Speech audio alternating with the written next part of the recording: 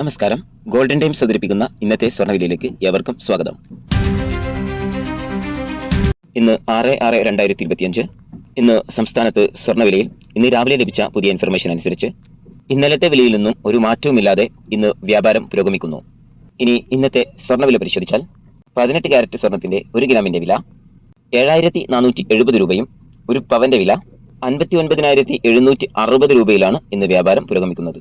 ഇനി 24 ക്യാരറ്റ് സ്വർണ്ണവില പരിശോധിച്ചാൽ 1 ഗ്രാമിന് 9,960 രൂപയും ഒരു പവനാവട്ടെ 79,680 രൂപയുമാണ്.